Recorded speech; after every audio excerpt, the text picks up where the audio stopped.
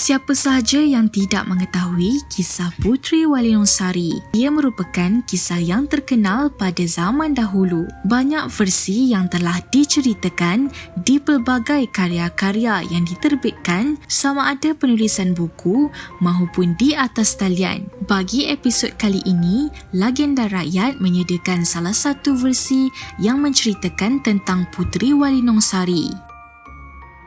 Puteri Walinosari merupakan seorang puteri yang sangat jelitawan. Puteri Walinosari ini juga dikatakan berasal dari Indrapura, iaitu Pahang. Puteri Walinosari juga merupakan seorang puteri yang gagah berani.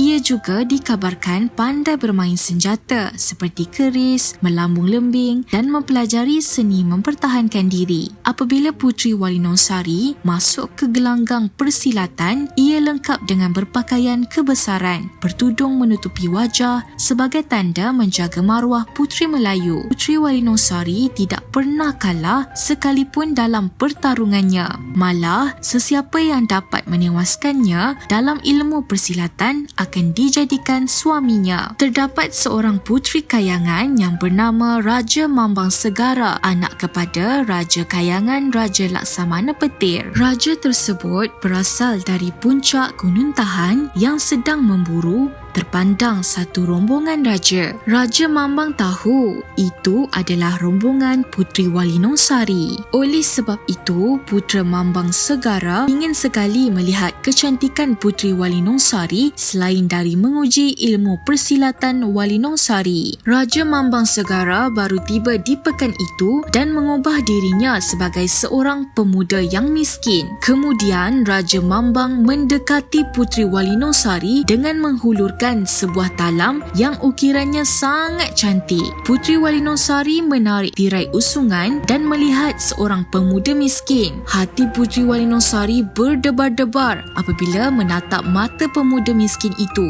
Maka Puteri Walinosari berbesar hati menerima hadiah dari pemuda miskin itu. Lalu Puteri Walinosari serta rombongannya berlalu pergi pulang ke istana. Pada malam hari, Puteri Walinosari tidak dapat melelapkan matanya kerana terkenangkan pemuda miskin itu. Pada keesokan harinya, Puteri Walinosari sudah bersiap-siap hendak pergi ke pekan. Sekali lagi, Puteri Walinosari berjumpa lagi dengan pemuda miskin itu. Namun kali ini, pemuda miskin itu menghadiahkan Puteri Walinosari sekaki payung berwarna kuning. Pada hari seterusnya, Puteri Walinosari ke pekan. Pemuda itu menghadiahkan lagi Puteri Walinosari sekuntum bunga melur. Puteri Walinosari mengajak pemuda itu bertarung dengannya dan ramai rakyat keluar menyaksikan pertarungan Puteri Walinosari dan pemuda miskin itu. Puteri Walinosari merasa amat yakin akan menang dalam pertarungan itu. Namun begitu, sepanjang pertarungan, Puteri Walinosari mula menyedari ilmu persilatan pemuda itu jauh lebih hebat daripada ilmu pertempuran Puteri Walinosari. Malah Puteri Walinosari menyedari beliau akan tewas dalam pertempuran kali ini. Demi menjaga maruah istana, Puteri Walinosari sanggup berbuat apa saja untuk memenangi pertarungan itu. Selama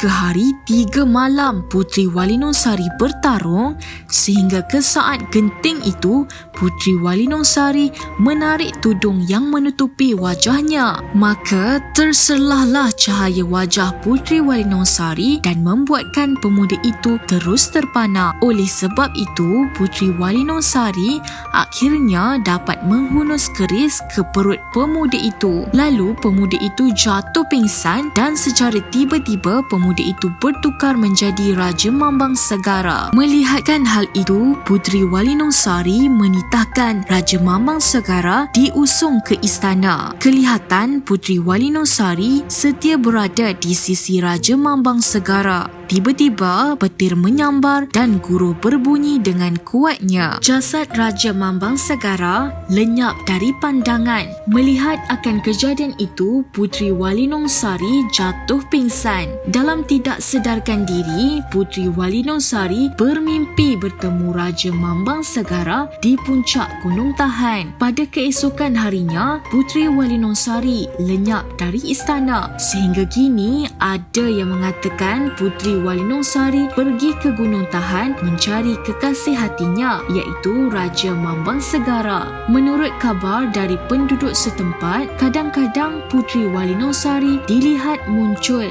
di Indrapura bersama Dayang.